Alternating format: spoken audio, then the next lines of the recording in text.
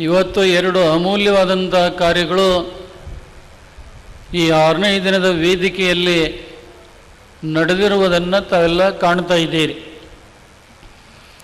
ಬಸವ ಕಲ್ಯಾಣ ನಗರದ ಸುನೀಲ್ ಪಾಟೀಲ್ ಅವರಿಗೆ ವೀರಶೈವ ಸಿರಿ ಅನ್ನುವಂಥ ರಂಭಾಪುರಿ ಧರ್ಮಪೀಠದ ಉತ್ಕೃಷ್ಟ ಪದವಿಯನ್ನು ಪ್ರದಾನ ಮಾಡಿ ಜಗದ್ಗುರುಗಳು ಆಶೀರ್ವಾದ ಮಾಡಿದರು. ಕಾರಣ ಇಷ್ಟೇ, ಒಂದಾನೊಂದು ಕಾಲದಲ್ಲಿ ಪಂಚಪೀಠಗಳು ಬಸವ ಕಲ್ಯಾಣಕ್ಕೆ ಬರ್ತಾವಂದ್ರೆ ಭಾಳಷ್ಟು ಜನ ಬಸವಣ್ಣನವರ ವಿರೋಧಿಗಳು ಅಂತ ತಿಳಿದು ಸುಮ್ಮನೆ ಗುಲ್ಲು ಎಬ್ಬಿಸಿ ಅರಾಜಕತೆಗೆ, ಅಶಾಂತಿಗೆ ಕಾರಣರಾಗ್ತಾ ಇದ್ದು.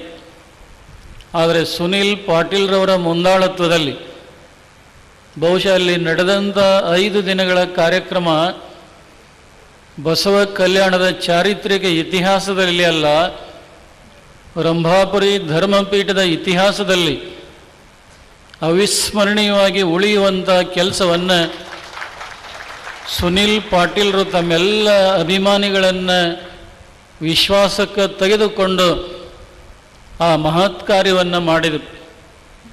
ಬಹುಶಃ ಅವರು ಮಾಡಿದಂಥ ಸೇವೆಯನ್ನು ಪರಿಗಣಿಸಿ ಇನ್ನು ಮುಂದಿನ ಜೀವನ ರಾಜಕೀಯ ಕ್ಷೇತ್ರದಲ್ಲಿ ಅವರು ಉಜ್ವಲವಾಗಿ ಬೆಳೀಲಿ ಅಂಥೇಳಿ ಈ ದಸರಾ ಮಹೋತ್ಸವದಲ್ಲಿ ಹೃದಯ ತುಂಬಿ ಅವರಿಗೆ ಆಶೀರ್ವಾದ ಮಾಡಿದ್ದೇವೆ ಒಂದು ಭಾಗ.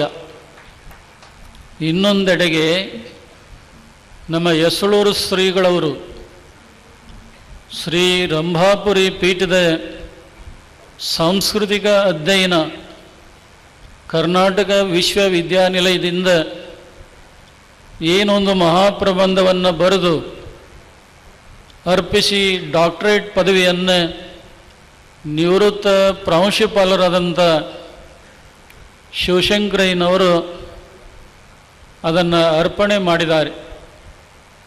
ನಿಜವಾಗಲೂ ಆ ಇಂಜಿನಿಯರ್ ಜಿ ಹಿರೇಮಠರು ಬುದ್ಧಿ ನಾನು ಅದರ ಸೇವೆಯನ್ನು ಮಾಡ್ತೇನೆ ಅಂಥೇಳಿ ಮುಂದೆ ಬಂದರು.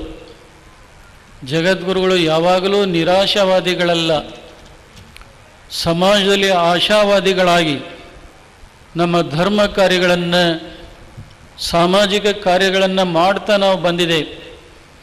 ಬಹುಶಃ